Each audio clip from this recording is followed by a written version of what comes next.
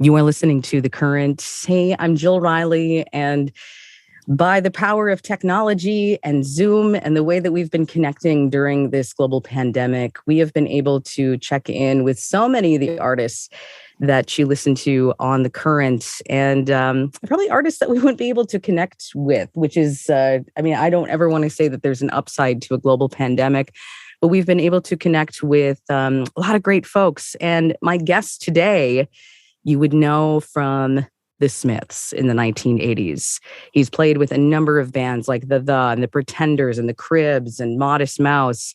Great session guy, a solo career. I mean, he's always staying busy doing something.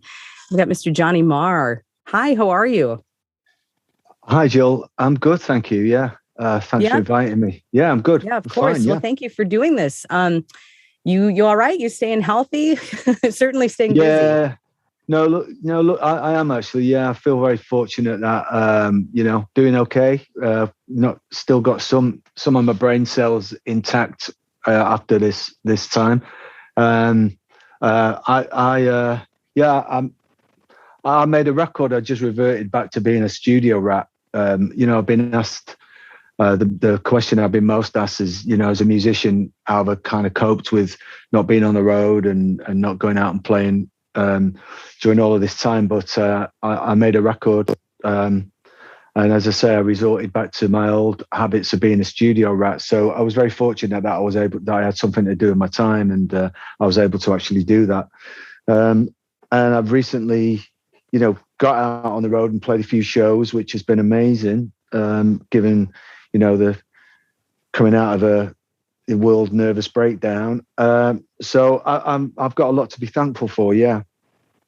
And we have a lot to talk about. I want to talk about Fever Dreams part 1 through 4, which is coming out in the new year. But so that the new Bond film is finally in theaters, and No Time to Die. Billie Eilish and Finneas. I connect their names with the theme, but I didn't realize that you had played guitar and that you worked on the music for that film. So can you kind of take me back to kind of how that started and how that came together? Yeah, well, Hans Zimmer was doing the music. I've made quite a few films with Hans now. The first one I did with him was in 2010, which was Inception, and that I was very lucky because I got to be kind of the featured. My instrument, the guitar, was the featured thing on Inception, and we've done a few movies since, Spider-Man and Freeheld, and a couple of other things. So Hans is like family to me now. So he got the Bond gig, and it's a guitar theme, or it should be a guitar theme, traditionally. And I've been kind of his guitar guy, sort of, I guess, for the last 10 years. So he called me up and asked me would I do it. So of course I was there like a shot. That was, I guess, probably, maybe probably 2 years ago or something. And we got done with the movie just before the pandemic hit. But I guess quite soon, well, from my involvement in the movie, it seemed like I was working on it just a couple of weeks, and then the idea of Billie doing her song came up. And before I'd even heard the song, I thought it was a great idea because I knew Billie's stuff and I knew about Finneas, her brother. They worked together, obviously. I couldn't wait to hear it. And then when I heard the song, I thought it was great. I thought it was fantastic. And then really it was just a matter of bondifying it without it changing, moving away from being a Billie Eilish song. In truth, all I had to do was just play some little guitar bits on it. At first I played too much, and then it was a matter of reduce. But Billie and Finneas were kind of in the driving seat, really, because they know what they're doing. And it was a great song. So, and playing on a Bond movie, particularly because I was brought up in the UK, for a British guitar player, playing that theme with the orchestra was definitely a career highlight. And I like the movie, so it was all, a win-win really for me. It was a labor of love. I'm talking with Johnny Marr. We were just talking about the No Time to Die theme song that Johnny Marr did with Billie Eilish and Finneas, being able to bring his guitar stylings to a Bond theme, which, again, like you said, career highlight, when you grow up with something and then you're able to do it, that has to be kind of one of those cool, full circle moments for you. Over the last, I guess, 40 years then of Bond movies, since I was a little kid, the guitar has, sometimes it's been in there and sometimes it's not, and there's been a different kind of sound going. So I'm glad to have kind of brought it back into the forefront in the movie. It's a real honor. I'm talking with guitar player Johnny Marr. Looking forward to a new record due out toward the end of February. So in the new year, it's called Fever Dreams Parts 1 through 4. And I know that you've got this live streaming special coming up in November 10th through the 14th. And it's live at the Crazy Face Factory, which it's kind of your hub. So, I mean, for anybody that doesn't know, what is the Crazy Face Factory? Look, the Crazy Face Factory is my studio, which is in a factory. It's at the top of an old factory outside of Manchester. I've been there for quite a while now. I spend way too much of my time in that place. I did my last record there and a couple of singles, and then this new Fever Dreams album. It's just this really cool kind of industrial space. There aren't too many places like that in the world anymore. I'm reminded of New York in the 60s, 50s, 60s, 70s, like a loft space, or maybe Cleveland, that kind of, it's an industrial kind of vibe, which has certainly seeped into the music somewhat. I have an association with those kind of places and a certain kind of music. So, and me and my band are playing, what we wanted to do was, invite people into what it's like when we get together to play. It's like So I didn't really fancy doing a live stream from a venue on a stage with lights to an empty room and kind of pretend that there was an audience there. I think that kind of thing works all right if you're a solo act, but for what I do takes a fair bit of energy. So I wanted to do it in the daytime and make it kind of a high energy thing. So it's a peek into me and my band getting together and playing during the daytime, playing a live set. I'm talking with Johnny Marr here on The Current. So live at the Crazy Face Factory. Again, you can find that November 10th through the 14th, and it'll be streaming on demand. Now, where are we right now? I'm looking behind you and I'm seeing some studio equipment, and I see a whole rack of guitars, which is very exciting. Yeah. Well, this is a room where we do a lot of editing, and I've been doing. This is where I do the movie stuff. This is in the studio, but this is the room where I get shipped off to tinker on. So this is where I've been doing the movies. So yes, this is in the studio. Well, let's talk about the record, which is a double record, which is coming out in February. Fever Dreams Parts 1 through 4. And I wonder if you could kind of just take us back to kind of the start of the record. When did you start getting ideas together? When did you kind of gather everyone together to start working on it? What was the concept behind it?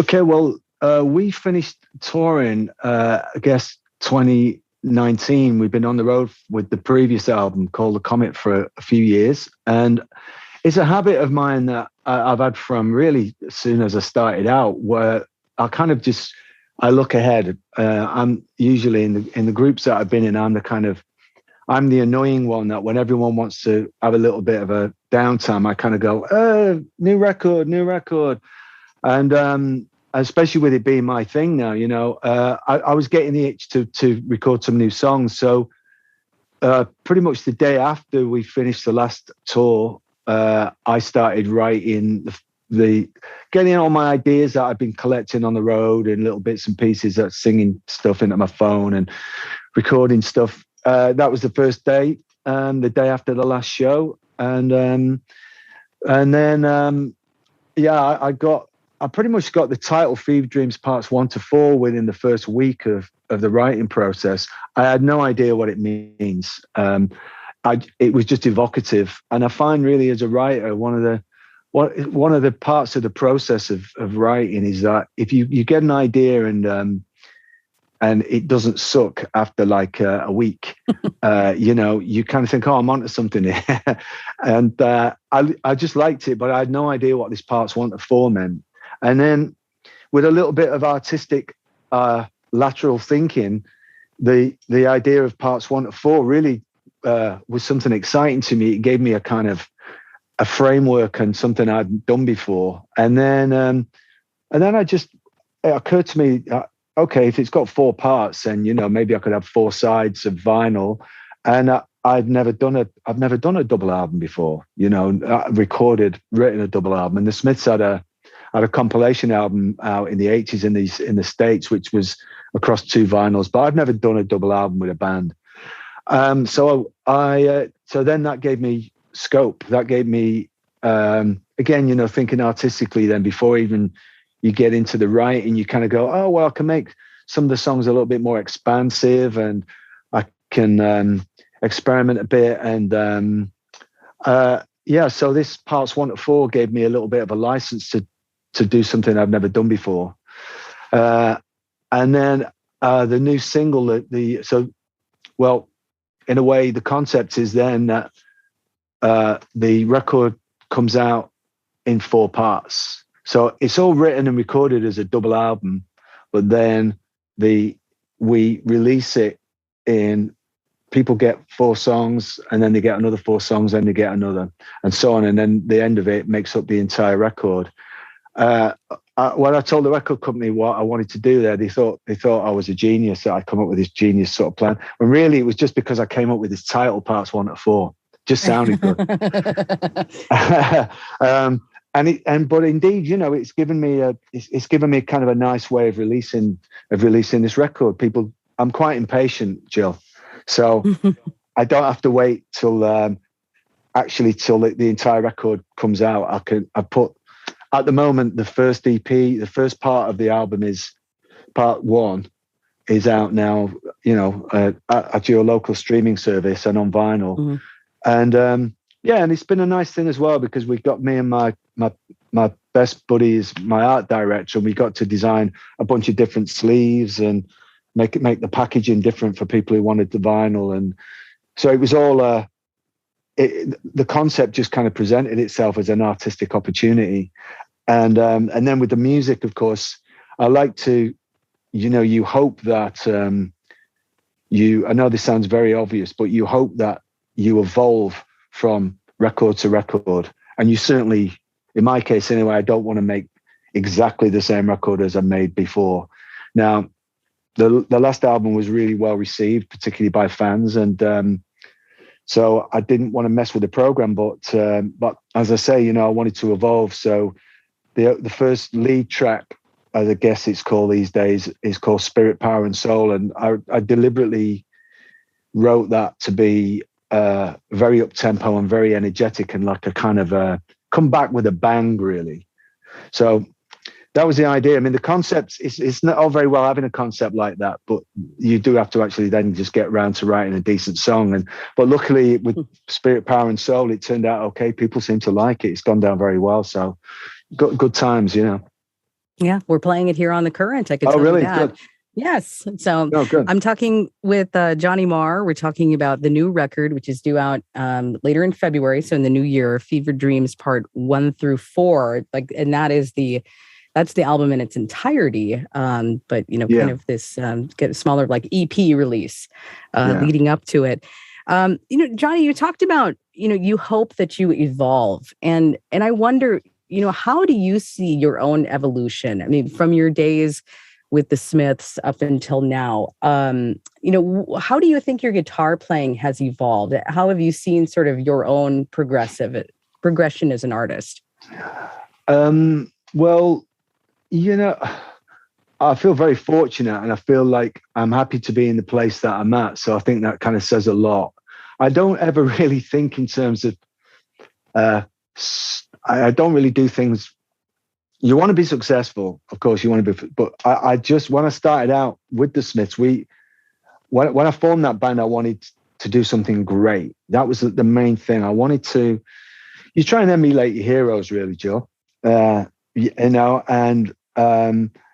my heroes were from the glam period of the UK, like what we call glam, bands like T-Rex and David Bowie and Roxy Music and things like that, the 60s version of the Rolling Stones and so on. Many, many influences. You just want to be great. And no one was more surprised than me when the Smiths started getting in the charts, So I kind of started off with that band with a bit of a bang, really. And then over the years, and then the band, we were together for 5 years, and then it's almost like the band's stature has almost got more kind of revered, or as we've gone along, So I started off, as I say, with a bit of a bang, but I always saw myself as doing a lot of different things as a guitar player. In a way, I kind of fancied taking the guitar in some places where it had no business being, really. So I played on a lot of pop records, and playing with like Pet Shop Boys, Pet Shop Boys have made a lot of records, and I've been on more records, Pet Shop Boys records, than any other musician, which is a real great source of pride to me. So trying to, bring the guitar, I saw the guitar as a machine for making interesting pop music, if I was able to do that. And then, with bands like The I evolved again, really. I learned my sound became a little bit more experimental and less straightforward. And say with the movie stuff that I've done recently, the guy I was in the Smiths, I don't think would have, I didn't really have certainly didn't have the experience, but I probably didn't have the presence to do what I did on Inception or on Bond. Because a lot of what happens on those movies is I'm given pieces of music to fit the guitar into, or I'm given scenes to make music on the guitar. And, so a lot of that stuff comes with experience, and having done a lot of sessions. So, working with people like Beck or, and then, my time with Modest Mouse being in an American group. So when I look back on all these different roads I've gone down with the guitar, it's kind of amazing to me that, that I've been able to do this. I mean, that, speaking to an American audience, I can't emphasize enough how great it was for me being in Modest Mouse. We made a really successful, really what I think is a very unusual album. We Were Dead Before the Ship Even Sank, and then we did a follow-up album that was kind of, I don't know, it was a little bit of an odd release, but that doesn't get that much attention. But I was a British kid brought up, and I got to be in a great alternative American band. So none of that would have happened had I not struck out on my own at the age of 24. I was a baby when the Smiths split. So when I talk about and I think about these, this kind of journey, it's been really, it's been, I kind of just followed my own musical whims, really, and mine now. And I've been very fortunate to have been invited to collaborate with all of these amazing people, Bernard Sumner from New Order and Christy Hine when I was in the Pretenders for a while, and played with Nile Rodgers with Chic, and the list goes on. I can't quite believe it. But in a way, my career is almost like backwards, because I've ended up starting out, now I've had the solo band for, I guess, 10 years now. So Fever Dreams is the fourth album under my own name. And that's been a lot of touring since 2010. We played the States so many times, and I'm going out again. I'll be over there with the opening for the Killers next year on their North American tour. So, I'm really happy being my own. It's funny because when I was collaborating in the 90s and I was working with all these different people, I was being asked all the time, well, you never want to form your own band? Why do you want to form your own band? And now I've had my own band for 10 years. I'm asked pretty much every interview, who do I want to collaborate with? So, it keeps things interesting. I've had an interesting time, and I'm looking forward to not knowing what the hell's going to happen here over the next few years. I think that's quite. I like embracing the mystery. It's done me okay so far. Too late to stop now. I was going to say, it sounds like you've been embracing the mystery for the better part of your career. I've done it all my life. Yeah. Yeah. From, what, age 24 when the Smiths, dissolved, but such an incredible legacy, and that legacy that has crossed musical generations. There's a new appreciation for the Smiths all the time. And, again, all the bands that you mentioned that you've played with and the artists, and now bringing you up to where you are now with this new record, Fever Dreams, parts 1 through 4, which is due out in February in the new year, 2022. It's almost weird to say that year out loud because I just feel like we've kind of missed out on a bit of the timeline there. We do look forward to you coming to the States. I saw that you have some shows, over in Europe with Blondie, and then you'll be coming over here September 20th at the XL Energy Center. Johnny Marr opening for the Killers, and we look forward to your return. Congratulations on the record, and I really appreciate you checking in and talking with The Current today. Oh no, it's thank you for having me. I'm glad you like the record, and I'll see you when I get over there. All right, stay healthy. Thank you so much. That's Johnny Marr on The Current.